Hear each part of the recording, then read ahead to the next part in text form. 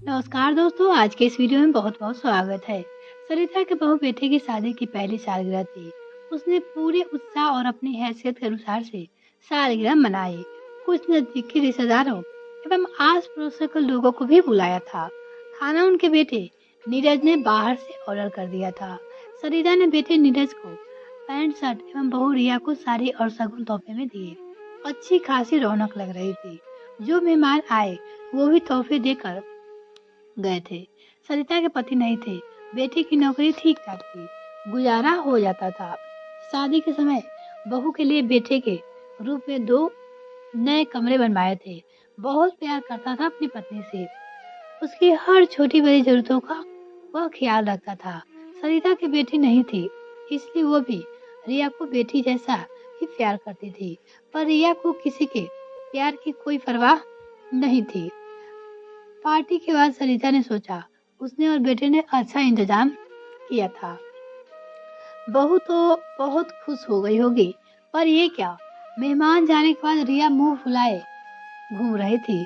नीरज ने जब उसे कहा कि चलो आओ देखते हैं कि किसने क्या दिया है, तो तमतमाते हुए बोली, मुझे कोई इंटरेस्ट नहीं है इन सो कॉल्ड गिफ्ट में, और जो शगुन के पैसे आए वो तुम रख लो।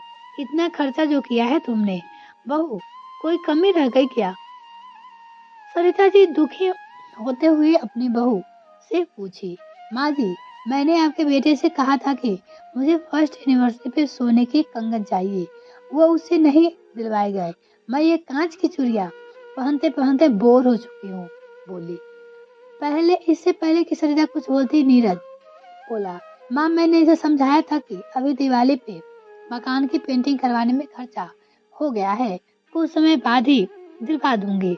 और आपने अभी तो इससे पहले करवा चौथ पे सोने के टॉप्स दिए थे ना। नीरज अपनी माँ और पत्नी को सुनाते हुए बोला, हाँ तो कौन सा एहसान कर दिया, सभी देते हैं अपनी बहुओं को।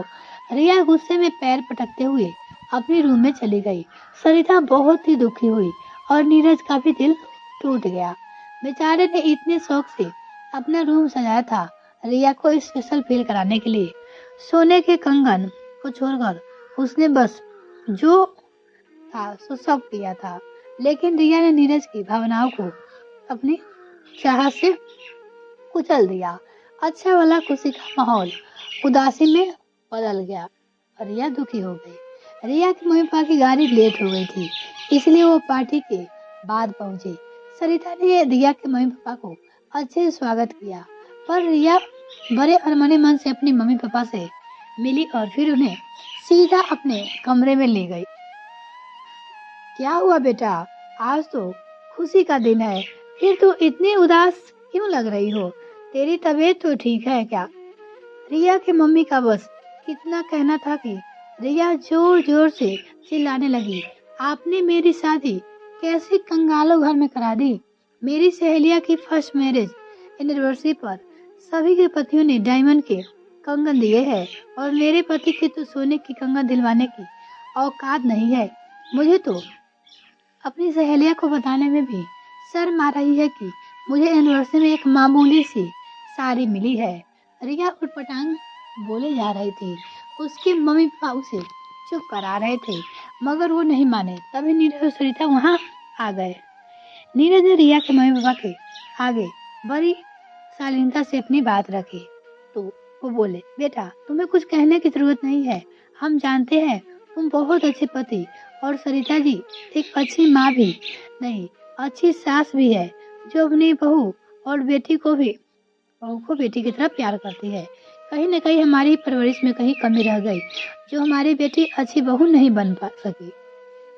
रिया की मम्मी बोली, समधन जी आप ऐसा ना कहे, रिया बहुत अच्छी बहू है, बस कई बार जो ऊपरी चमक धमक से इतना प्रभावित हो जाती है कि उसके आगे उसे सच्चा प्यार दिखाई नहीं देता। धीरे धीरे समझ जाएगी, सरिता जी अपनी समधन जी से बोली। सरिता रिया का पक्ष लेते हुए बोली, रिया बेटा मैं तुझे यही कहूंगी कि सोने की चमक के आगे अपने ससुराल वालों के प्यार की चमक को ही फीका ना पड़ने दे, क्योंकि प्यार किस्मत वालों को ही मिलता है। तू तो जानती है ना, तेरे दादा दादी ने कभी मुझसे प्यार नहीं किया और ना ही कभी बहू जैसा सम्मान दिया।